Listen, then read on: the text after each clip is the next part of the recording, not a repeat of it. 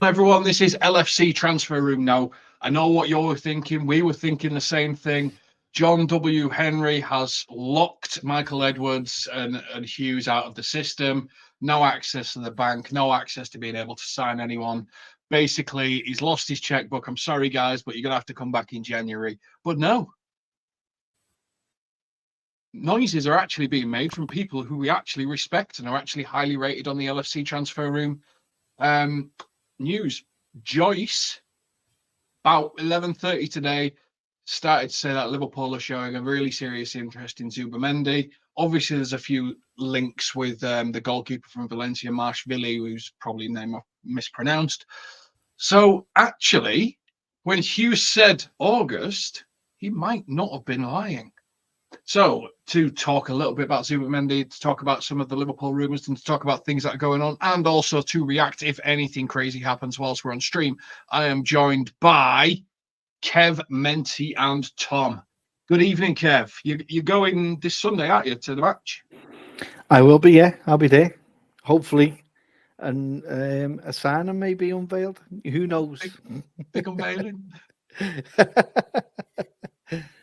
Yeah. All good, mate. How are you? Oh, not bad. Just staying in the cell. I refer to this is my office for anyone that's not familiar with the stream where I am every time, but I've been in here now for about 2 weeks straight doing something to do with work. So I'm referring to it as my cell because it's smaller than a cell. It looks pretty big, but actually, if you were to see the rest of it, I pretty much lie across it. So yeah, I'm living in a cell at the moment. The wife will let me out after this stream, I'm sure. Tom, how are you, sir? You seem to have more room than I do. Yeah. Yeah, not bad. Trying not to get too caught up with the whole transfer thing. Been stung too many times. So until he's doing that little lean or whatever they call it these days, then I'm not getting my hopes up too much. But yeah, looks a promising prospect anyway. You know, seems like very highly thought of. So we'll be happy if we do get him over the line. Menti, it's been a few weeks, but it's good to have you back on. You seem to be getting eaten by your green screen, but we're here for it. Yeah, good to be back, boys. Yeah, I'm excited. Good transfer. Hopefully, like Tom said, good player. Would be awesome, but hey, I wouldn't be surprised if we don't get him. But hope for the best. Right, we're going to stop with this negative. It's going to happen. We need a transfer to happen, and I'm good with this one. 5'11", DM, distributor, good passer of the ball, does most of his tackling on his feet. Seems like a very sensible transfer to me, Kev. It seems like the sort of statistical transfer Edwards and Hughes would be looking for. 51 million release clause. Jorg would be like, oh, I couldn't have done that. Obviously, captain release clause. But it seems a really, really sensible approach. It wasn't a massive Euros. He came on in the second half of the final, and yeah, you didn't miss Rodri. So it's not like it's someone that's just had a great 6 months and suddenly Bosch were signing them. There's logic to this one, isn't there? There is. It's a methodical approach, which I think we'll probably start seeing a lot more from. I don't think anyone had even mentioned his name to us, so that just proves how much out there it was. When nothing was actually given out by anyone and by the club, and everyone's saying it's going to be this player, but it does make sense. My only apprehension to this is that he has turned down other clubs, Arsenal buying.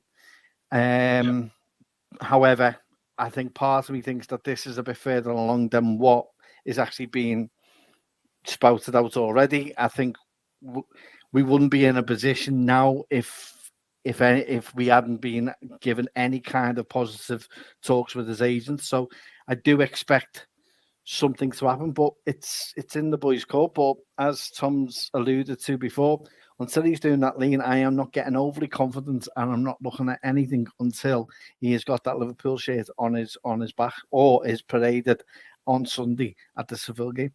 Then I'll be happy. Then I'll be made up. But I think the fact that as fans we've been waiting for the transfer, and now we've got a person that we want, I think everyone just wants it to get over the line as quickly as possible, but there may be a few stumbling blocks, unfortunately, in the way. But if they can be overseen, then we've got a decent player. And, to come on for Rodri, and every England fan was probably made up that he went off and it's going to be easy. Actually showed Rice how to play defensive midfield, I believe, in that second half. So, it bodes well if we can get this one, because it just sends a massive statement out that although he's turned down all these big clubs, he's come to Liverpool and he's come for the project. And we've managed to tell him that this project he's going to be the base of it. And you like it. So, yeah, so hopefully, fingers crossed.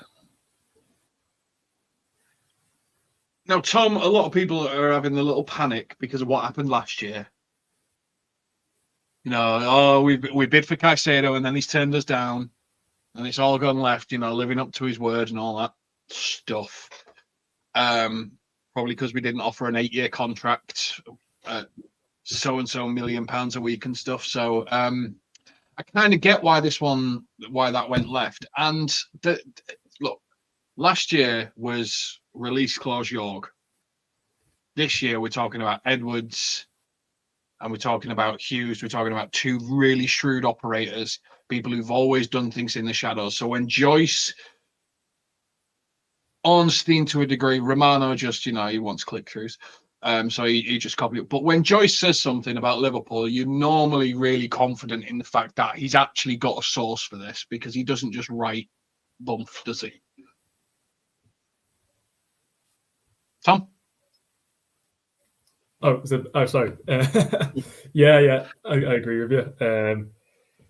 When Joyce drops that bomb, he already said we're interested, didn't he? But if Joyce says we're interested, then the deal's nearly done. That's normally how it works. Like, I remember with Gakpo at Christmas, he said Liverpool are interested, and then a few hours later he was pretty much done. So that's normally if Joyce comments, it's looking good. So obviously Ornstein's commented as well on it, which is obviously really positive. So yeah, it's all looking good.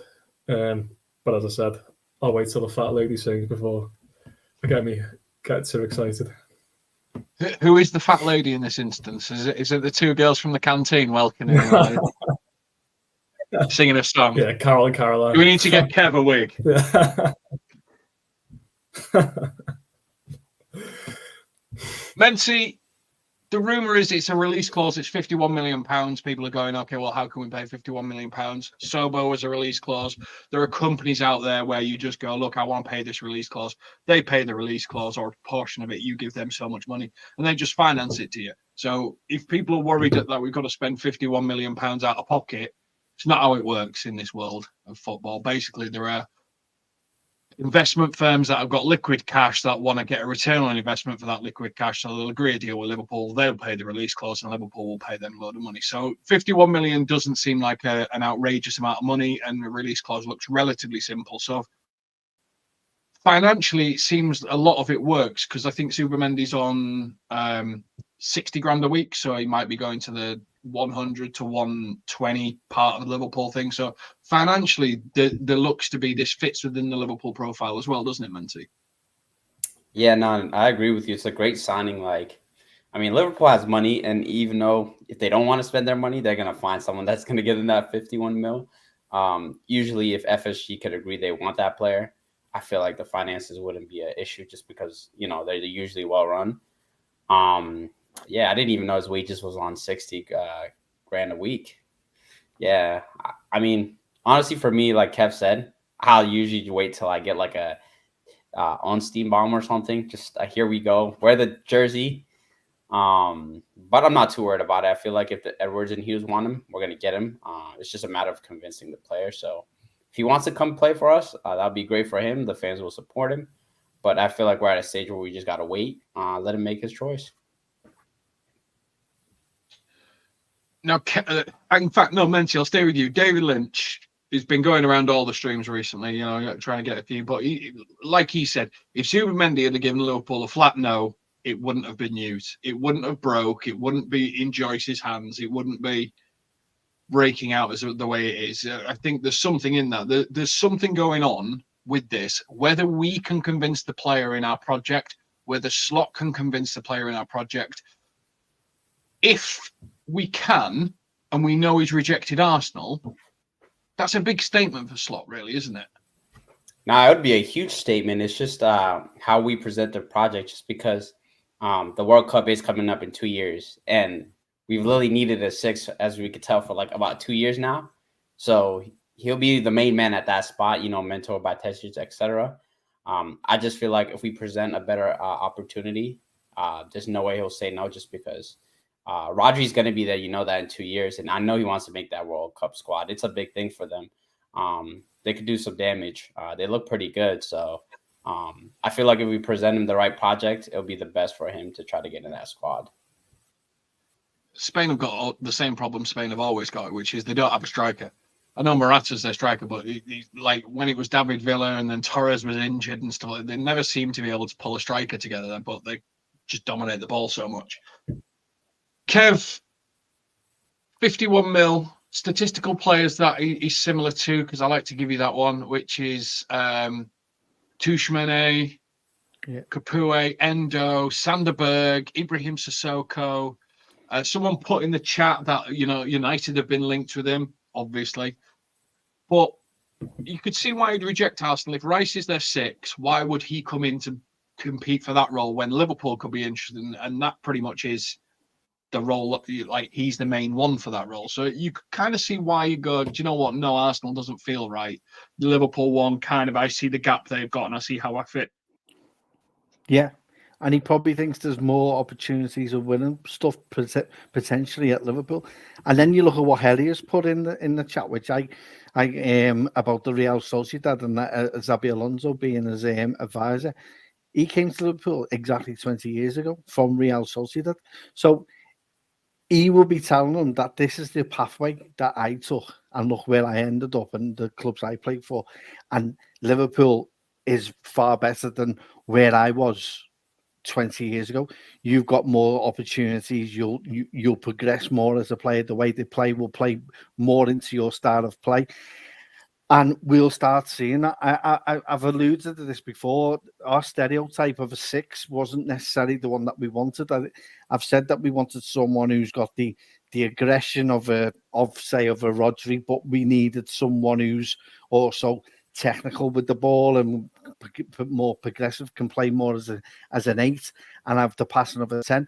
So there was a combination, and that narrowed down who we were looking for. So the methodical choice of picking Zubimendi is probably working out better for them in what that brings, because by all accounts of what I've read so far before coming on, I haven't seen the lad play apart from the Euros final, and I'm just being honest about that. I'm not going to sit here and say I know something about someone who isn't, but the comparisons to Rodri is very good. And if you've got someone who's meeting near the 80th percentile of a Rodri and his comparisons are close to a Rodri 2 years ago, then you've got a great player on your hands. And if he adds the further elements that's required that Rodri's done, then his progression at our club is going to be, his ceiling's going to be quite high. So I think it makes sense all round as to how I'd looked at this. We haven't gone for a certain approach of getting a Vieira type of blocker. We've gone for someone who's got a mixture, a combination of factors. And I think that's where we were struggling as fans as to who that could be. But this seems to be ideally suited to what Slots is actually, and what Hughes and Edwards are actually looking for in what Slots asked. So, it makes perfect sense for me. And if we get over the line, I think it sends a snub to everyone else, because he preferred the project with us. And then if you look at the comparison that Kelleher has made, it kind of links into, if he's advising him or has, he worked with him as well when he was at Real Sociedad before he took the Bayer Leverkusen job. But he won't be telling them not to go to us. Do you know what I mean? He'll be saying this will open more options for you than where you are at now. So it makes sense for me. Now, Tom, Justin puts in the chat, we only need a centre-back, a left-back, a DM and a winged forward, and we're all set. Just the 4 players that we need. Having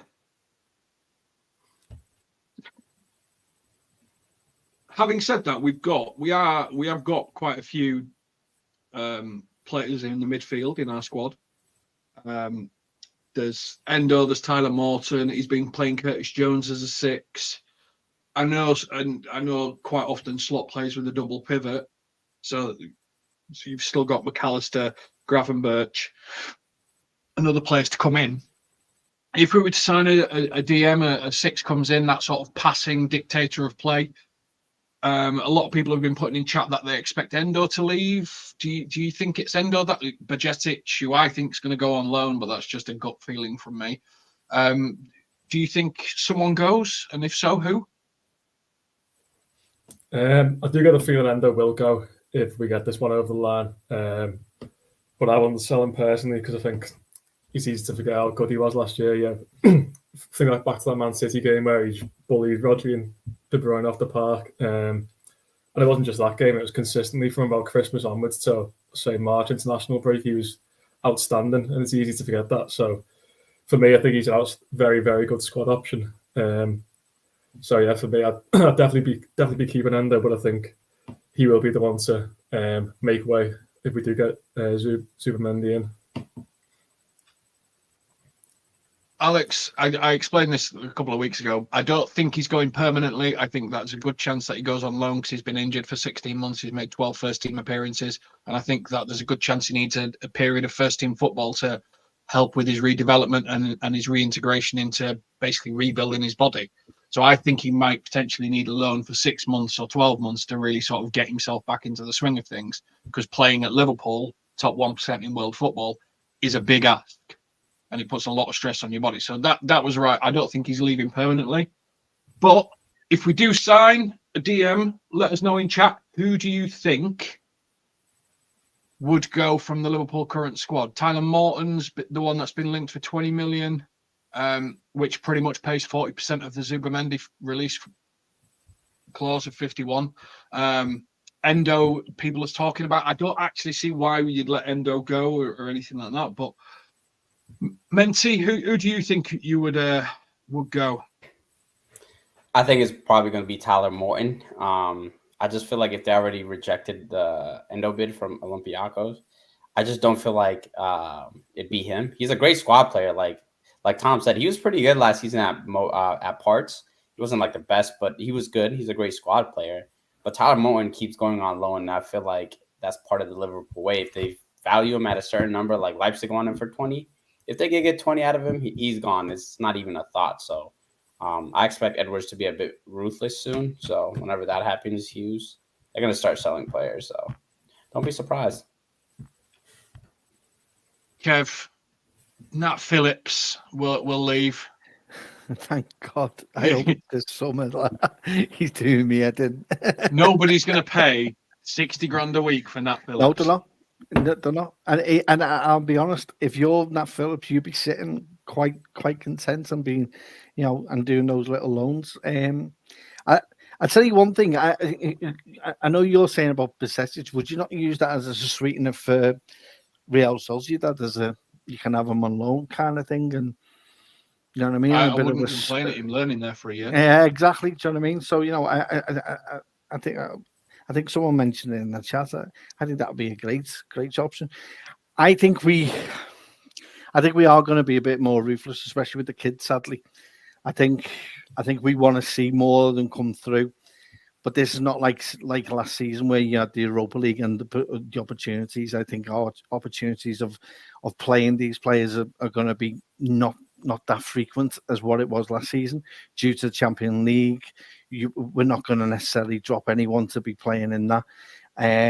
So I do think there will be a bit of a ruthless streak for some fans on certain players. The certain players I'd like us to keep, like Bobby Clark, likes of Tyler Morton, because I'd like to see, if he can produce what he's done on loan in this team. But there's got to come a point where you can't keep all these players, as Menti's alluded to. You've got to let them go, and if you're getting money from them, that's how we keep ourselves self-contained. That's why that's what Chelsea done really well in the past, of having all these players on loan but getting good prices for them because they've gone to quality clubs and getting the the first team appearances under the belt. But yeah, I do think there will be quite a few that may go. Sadly, I think Carvalho may go as well. Yeah, Alex was saying this. The more I think about it, I don't see how Carvalho fits in with the current squad. But then you start to think about pre-season, Tom, and what we've been seeing in pre-season. Carvalho's probably been one of the standout players, hasn't he, of pre-season? Him and Costas, which everyone's putting in the chat, have probably been two of the best players in the Liverpool squad during pre-season. Yeah, he's been very good. Obviously, he's got big potential, but just the realistic, element of the situation. You got obviously the main five up front, and four of them kind of drift towards the left, which he does as well. And then if you could think of the kind of the number 10 role, you've got like Elliott, Sobbo, McAllister, even Jones kind of ahead of him. So although he's a very talented player and he's shown that in pre-season, I think just realistically, I just don't see him getting many minutes at all, really. So I think he might just be kind of pushing for that move, which you couldn't really begrudge him. But yeah, it would be a shame, like I said, because he's a quality player, but just he's kind of a victim of how good the squad is. We've just got so many options that, unfortunately, I think we'll be ahead of him. And here we go, Menti. Costas looks good in the new system. David Lynch, left back potential area to keep an eye on, particularly in the case of Costas.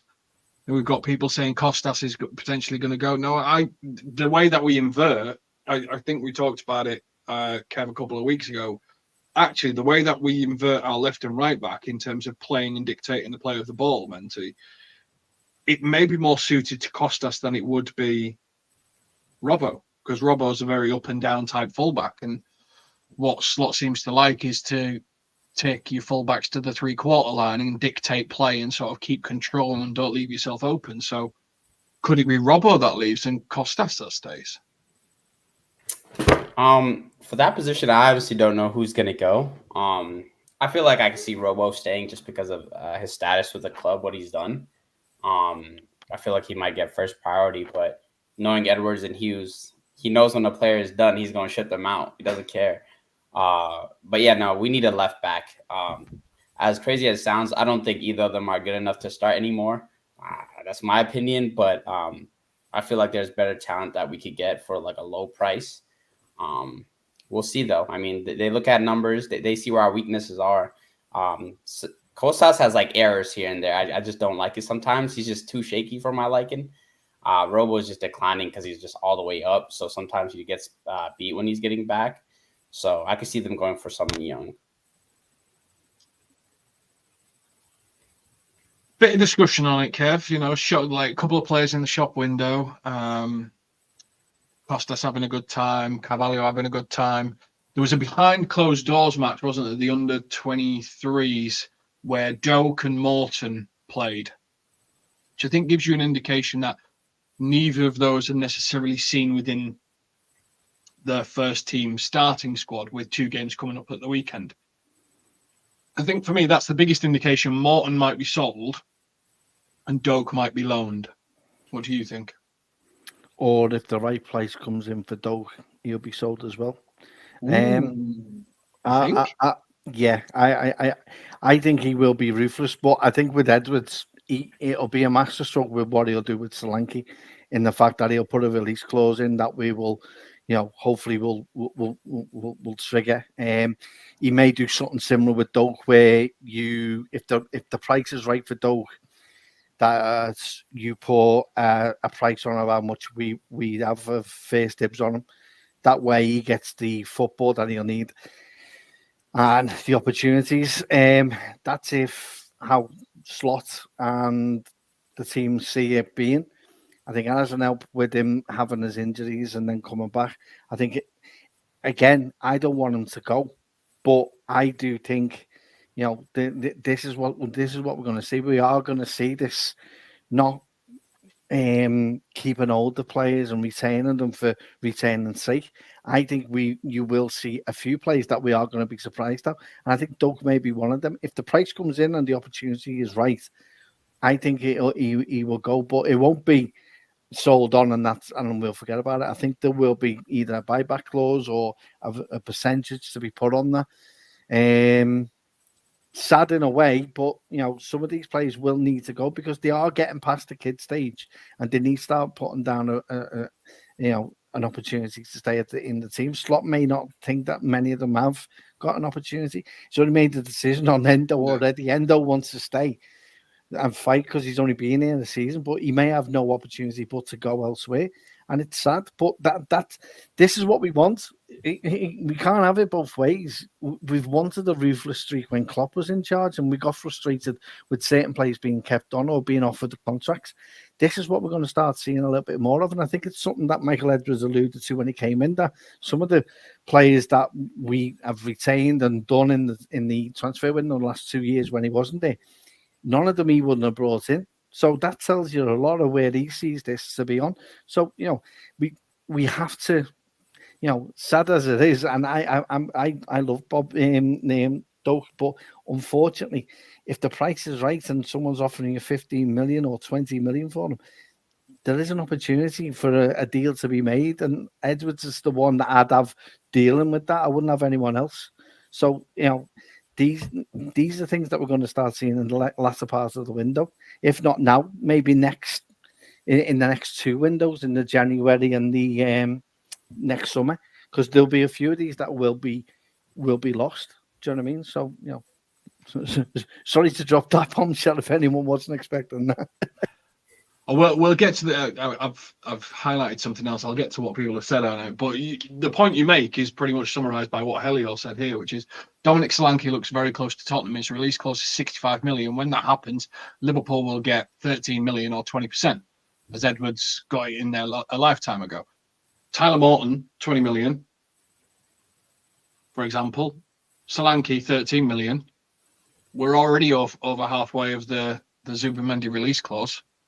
And we haven't even had to sell anyone that's played first team minutes, which is a good thing. Now, let's see how are people reacting to Doak being sold by Kev. Kev on the money as usual. Oh, wait, no. There we go. Kev on the money as usual. Elegantly set. Oh, and that's genius again. I owe him about £1 million for saying that.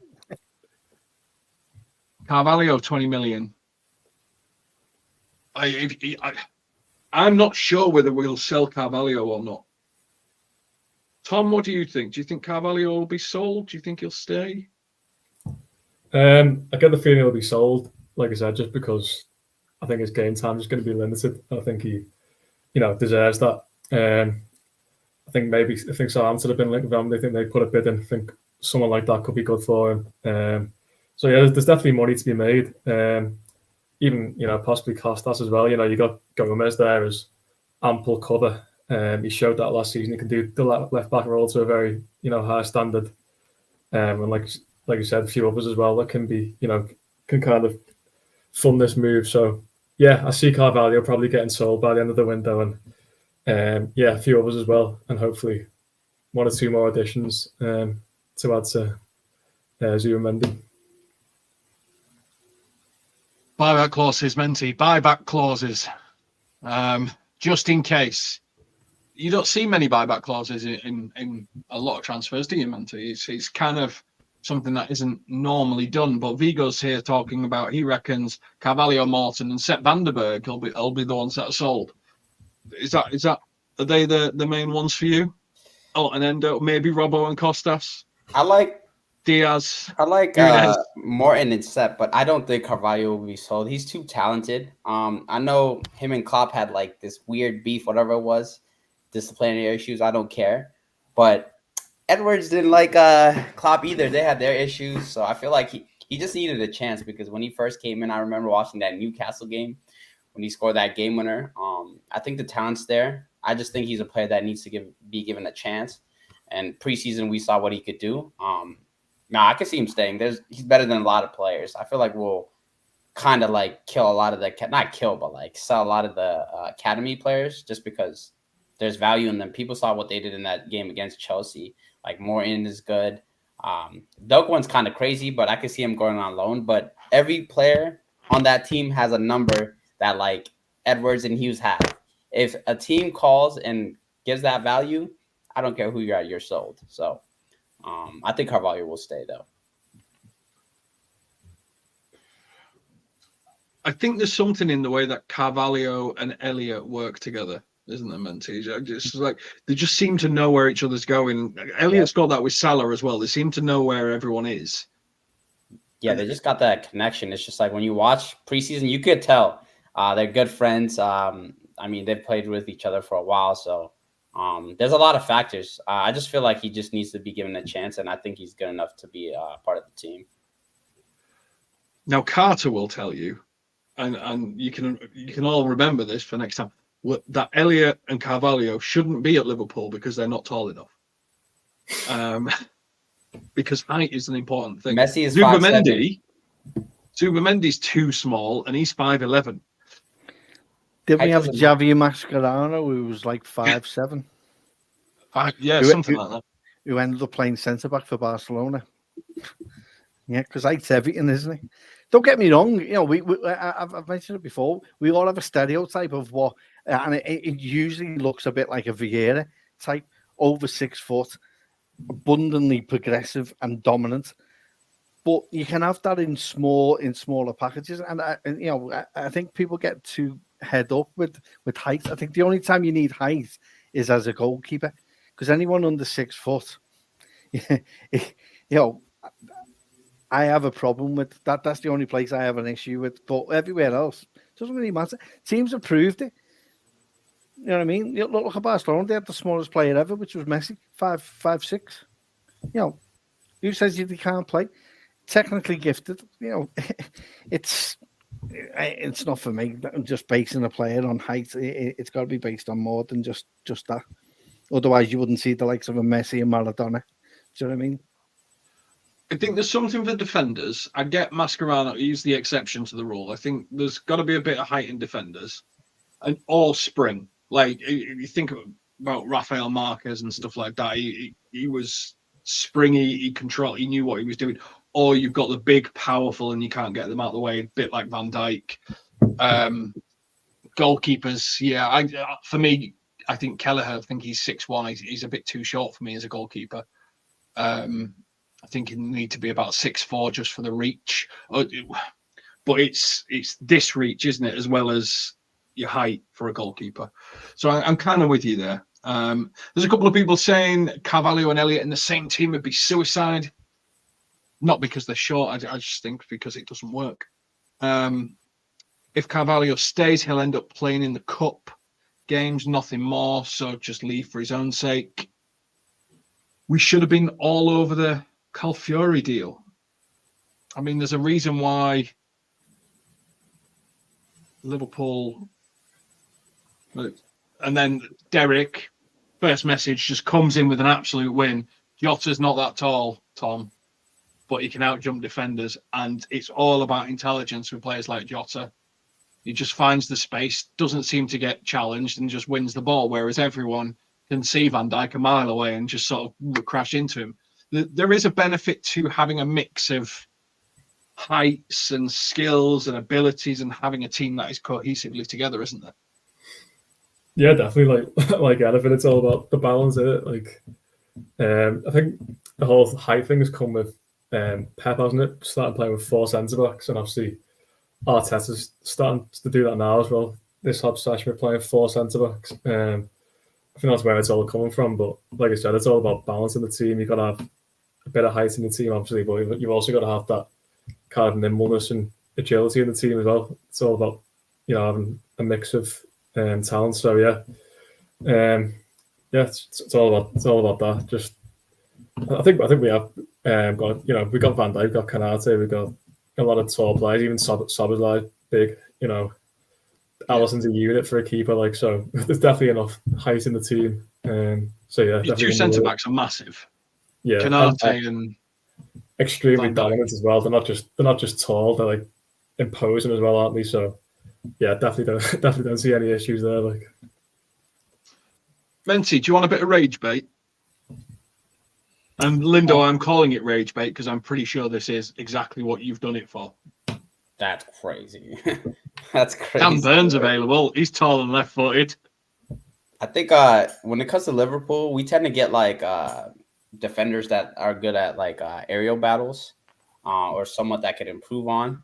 So whoever we did decide to get in that left back or left center back position, I feel like it's got to be someone that's pretty decent aerially. I say when it comes to height, I feel like defenders, I agree with you on that, James. But other positions, I feel like we have like a colossal in the back. We got tall players, so I'm comfortable with that. But anywhere else, I feel like height does not matter as long as you got the ability and knowledge to play. Yeah. I mean, it depends how you're playing. If you're playing a West Ham style of play, because they've just signed full haven't they, from Dortmund, he's a massive centre forward. Like if you're playing West Ham style, which is just lump it in the box and try and win it, I get it. If you're trying to play football, it's about the player who plays football, not about how tall they are when crosses come in. Now,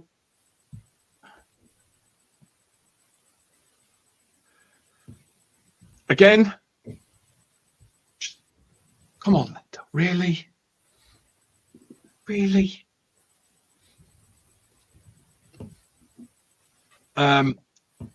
One of the things that's got me curious, Kevin, and I can't seem to get my head around it, is there's a lot of links with Marshvili from Valencia. Goalkeeper, we signed him for 25 million and we loan him to Bournemouth for a year because in a couple of years we may lose Alisson and he may go somewhere. It's a very un-Liverpool style of approach to sign a player, to farm him out, to play for another club on the chance that he's leaving. It doesn't sit well with me, this whole transfer element. To me, it screams of just using Liverpool's name to try and increase the transfer value for a different club. Potentially. I quite like this goalkeeper and I'd like us to go in for him, but I don't want it to jeopardize anyone that's already currently with a pathway that's there. I know a few like Jaros, because he's tall and looks as though he could be a decent keeper.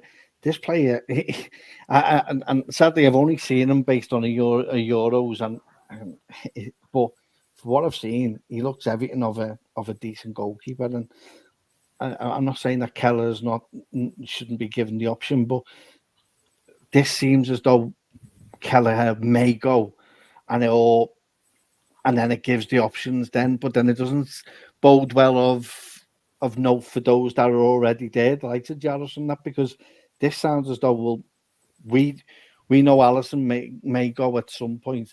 We want to bring you in as number two, and we don't think that the people we've got already there are going to be able to do that because the drop will be that big. But I agree with you. It's not something that we are used to and it doesn't sound like a Liverpool thing to do with buying a player to then send out on loan. It sounds like a very European style of dealing. Sounds that. Chelsea is. It does. It does. But sit right. But as well as that, though, you look at the players that they've done it with, and you know it can be frustrating because you're then trying to target a player who potentially could have the possibility of reaching a good ceiling as Alisson has.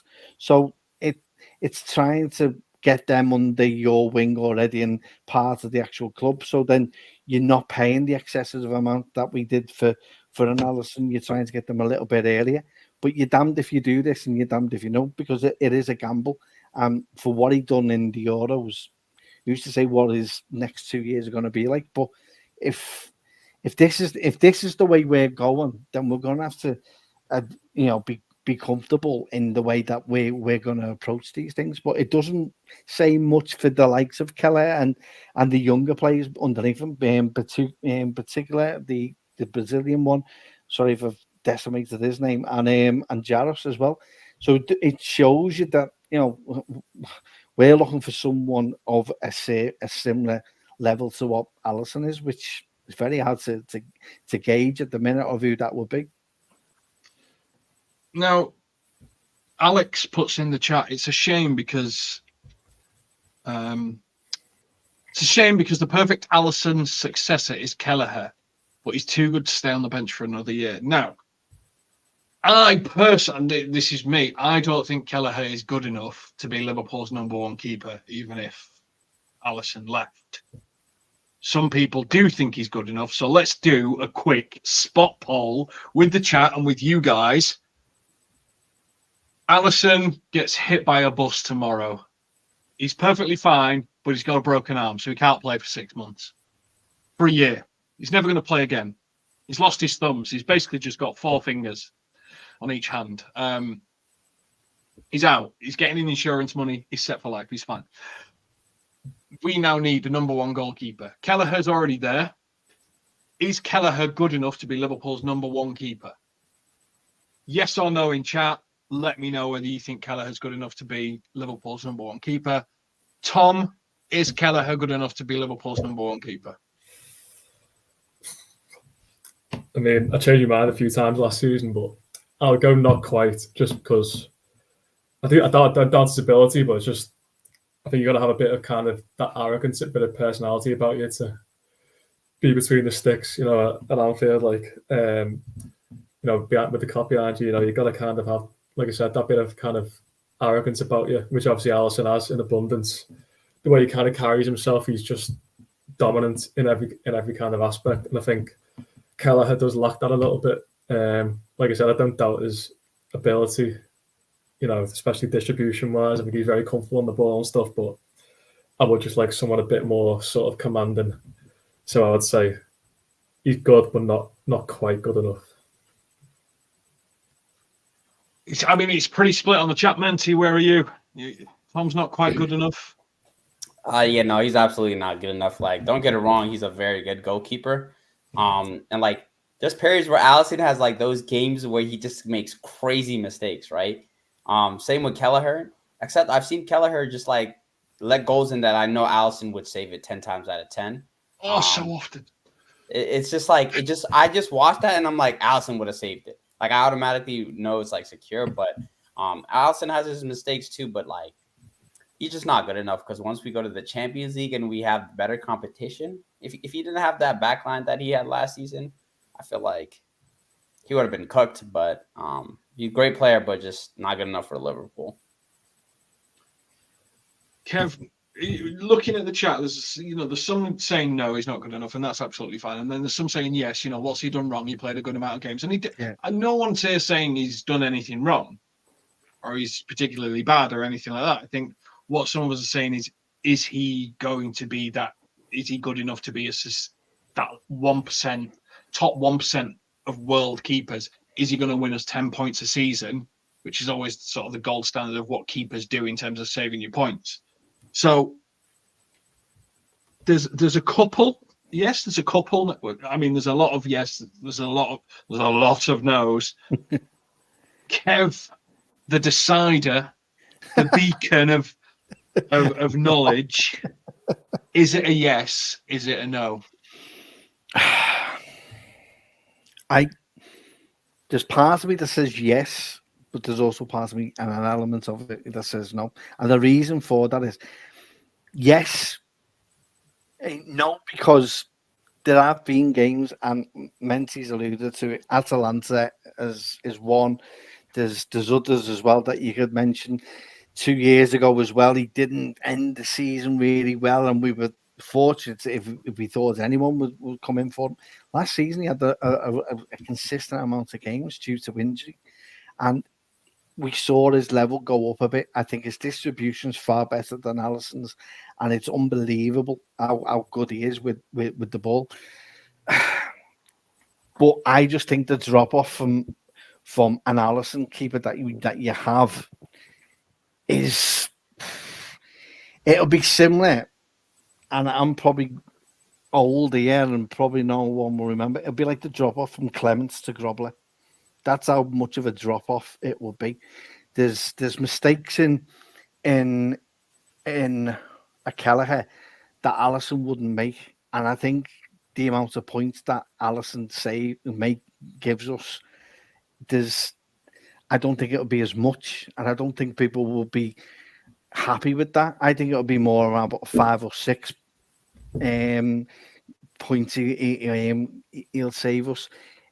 Your heavy reliance, as Menti was saying, on a back four that will be able to prevent that. But there's no doubt in his ability. I think he's shown in the Carabao Cup final a few times that he is a quality keeper, and we have seen how good he is. But there is that mistake in him. But there's a mistake in every goalkeeper. Every goalkeeper makes these mistakes. He's still young. I still think that he needs to go out to some. He should be playing regular football now. This is the time where he needs to be, and for that reason, I would say yes, sell him. But again, with a buyback clause, allow him to leave and allow him to become the goalkeeper that some of us see and some of us don't see. And let's see how he does. Take him to a Palace, take him to a mid-table Premier League team or someone of similar in, say, Germany or something like that. And let's see how he does then and give him the opportunity to play. Because until he does that, you'll always have this over his head as to whether he is good or not good enough. But I do think at the minute, based on the number of games he's got, the drop-off may be a little bit more than what people would be expecting. And that's because how good Alisson is. So that's where I am with it. Where are you with it, James? I think there's a different mental pressure, isn't there, when it comes to being the number one and being the number two. Like I've always joked, the best job in the world is third choice goalkeeper. Because you get to train with the best trainers, you get paid 60 grand a week, which is what Adrian was on, which is absolutely atrocious. You never have to play football. And if you do have to play football, you're coming off the bench to save a penalty. And if you don't save it, no one cares. If you do save it, you're a hero for a period of time. You just have good vibes, go around, play till you're 40. And I say play in inverted commas. You get a medal if you win anything. Good vibes all around. Look at Scott Carson. He's winning at life right now. He is, but then that's not a goalkeeper's. That's not the mindset of a Kelleher. I don't think. I think Kelleher does want to do that, but it's I get where you're coming from with that, but it's hard though for the keeper because it's one of those spots that if you do make an error, I think what's worked in Kelleher's favour is the amount of injuries that Alisson's had, which has always been my weakness with Alisson. And it's one of the weaknesses, the biggest weakness he has. That's why I said the other week with you, it's going to be intriguing how the medical team that we've got now, see if that improves that in any case. And if it does, then I don't see him playing any Premier League game because your goalkeeper should be playing those 38 games. He doesn't play the Champions League games, which then means he's limited to the Carabao. And that's where he needs to make that decision this season as to where he sees himself and what he wants to do, and we have to put something in place. But that's why I would say a release clause. See how he does, and if he gets to the place where people do think he is, then we bring him back. But if he doesn't, then we have to move on and we have to look at other goalkeepers and other opportunities. And that's what I think we're trying to do. We're trying to make a move before anyone else. We're trying to play that chess move that no one's seen, and we're hoping that no one's seen. And then when we get it, we can go, there you go, checkmate. We're in a win-win situation. He goes out on loan. We're happy. We're seeing him play. Is he good enough? No. So we've got the other goalkeeper to come back in. So it's like having a backup, isn't it, to your plan A, basically. I think to give you my answer, Elio summed it up here. I think Jaros has a higher ceiling than Kelleher. I think at Sturm Graz, where they won the league, he only came in halfway through the season, but he has a 75.9% save percentage, which is around about the same as Alisson. And I get we're talking the Austrian league and the Premier League and they're different gravies, but everyone was celebrating Onana for United and he had a 70% save ratio. Like, I think Jaros has the one thing Kelleher doesn't, which is I think he's got that nasty element where if he comes bombing at you, you think, as a striker, you're thinking, shit. Whereas I think he's slighter, he's smaller. I think you're thinking, oh, well, I'll try and do this and try and do that and stuff. I don't think he's got the intimidation factor that Jaros has. So for me, I would be inclined to, I wouldn't say Kelleher is good enough to be Liverpool's number one. It's not that he's a bad keeper, but I would say Kelleher is good enough to be Liverpool's number one until we can find someone that is at Alisson's level, like top 5 keeper in the world ability. Don't think Kelleher's going to get there. I think he's probably top 15, top 20 keepers, sort of top division wise. We've got to remember where Liverpool, and we need to find a keeper that's going to be top 5. That's why I would say no to Kelleher. I don't know if Jaros will get there, but I think he's got a higher ceiling than Kelleher for me. So, final 10 minutes. Zubimendi, 51 million. Shall we have a quick look on LFC Transfer Room Twitter, see if anything else is breaking? See if anything else has happened? See who said what?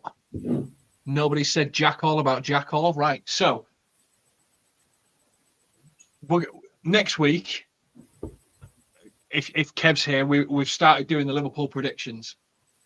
So every year, LFC Transfer Room, we make everyone that's part of the stream put their money where their mouth is. They give you all the gobby opinions all season. And we make them make predictions about who's going to win the league, top 4, relegation, player of the year, young player of the year, who's going to break through Liverpool's academy. And so next week, if Liverpool aren't about to sign someone, we will go through those predictions next Wednesday. To give you a little bit of an idea of those predictions, I'm going to get these guys to do a prediction right now. And you guys can do it in the chat, just straight yes or no. Zubimendi, yes or no. Will it happen? Menti. I hope so. Yes. No, that's not a yes or no. Yes. Tom. Yeah, it's happening. Kev? Maybe. I love the fact you put that up just so that I can't force you into it. All right. Gordon, then Kev. I think this will last for the remainder of this summer. I think it will happen, but not this summer. I think it will be January because he's got 2 years left on his contract. It's probably the best time for Newcastle to get the most that they can for him. I think Gordon will try and persuade Newcastle to budge, but I think it'll be more January because if they leave it till next summer, they'll lose a hell of a lot of money on him if he does go. But I do think it'll be January, myself personally. I'm going to say yes. I'll put myself out there. I think we sign Zubimendi. I don't think we sign Gordon in this window, but I do think we will sign a defender. I'm just not sure which one. Bastoni. That would be the dream, wouldn't it? I think, but theoretically, I'm only talking financially here. Theoretically, if he's 70 and Zubimendi's 50, and you get 13 for Solanke, you get 20 for Carvalho, you get 20 for Morton. You've paid a good chunk of that off. Sepp Vandenberg, if he goes for about 20. And the way that revenue recognition is now, before it switches to the new model of a monetization, you have enough money to buy those two players and spread it. So you could, in theory, buy those two. You could, in theory, buy Gordon as well if you sold those, because obviously of the revenue and how it's thing. It's just in year 2, then suddenly you've got no money left to flow through. So we've got a yes, maybe. Kev can't say much more because that fence is really sticking right up Main Street. Thank you very much to Tom, Menti, and Kev for joining us. This has been LFC Transfer Room. Liverpool's first signing of the transfer window looks to be imminent because the Joyce has decreed it so. Make sure that you tune in. We go live every day at 7:30. Make sure you leave a like and subscribe to the channel. We go live every day. And let's just hope that, we get a lovely 10 o'clocker. That's the usual, isn't it? The 10 o'clock, and then we can start tracking flights. And that's what you all want to see. So make sure you like and subscribe, and we'll catch you on the next one. Take care.